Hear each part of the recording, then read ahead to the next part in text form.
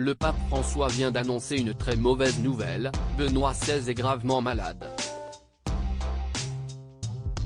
Il a ainsi demandé de prier pour son prédécesseur, âgé de 95 ans, qui avait quitté ses fonctions en 2013. Le Vatican est dans l'angoisse. Ce mercredi 28 décembre, le pape François a annoncé lors de l'audience générale que Benoît XVI était gravement malade. J'aimerais vous demander à tous une prière spéciale pour le pape émérite Benoît. Pour entretenir sa mémoire, car il est gravement malade, pour demander au Seigneur de le consoler et de le soutenir, a-t-il demandé pour son prédécesseur, sans donner davantage de détails.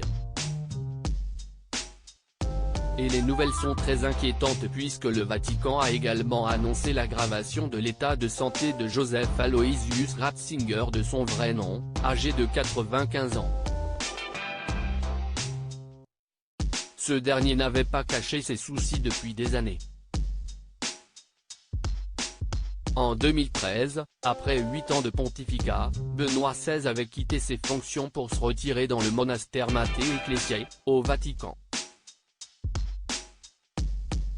Il a ainsi été le premier pape à renoncer depuis Grégoire XII, en 1415. Il avait succédé à Jean-Paul II, avant de céder sa place au pape François.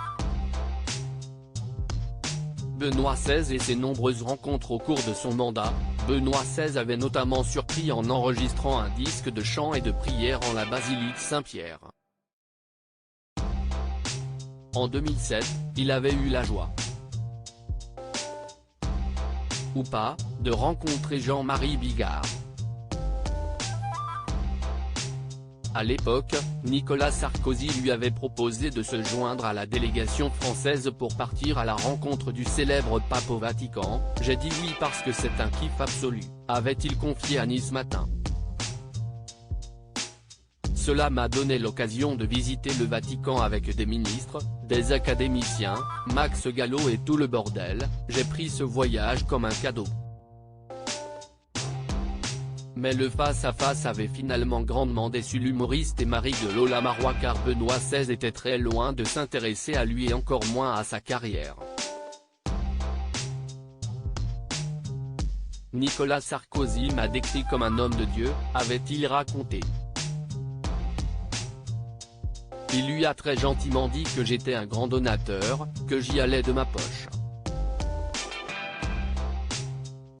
À ce moment-là, Benoît XVI hochait la tête, il n'en avait vraisemblablement rien à l'air. Puis Nicolas Sarkozy lui dit, « Vous vous rendez compte, cet homme a rempli le Stade de France ». Le pape continuait à hocher la tête, on aurait dit un chien à l'arrière d'une bagnole. Ce qui est fou, c'est que je suis resté pratiquement 5 minutes avec lui, quand chaque délégation n'avait droit qu'à 10 ou 12 secondes, le temps de lui baisser la nouille et de se barrer.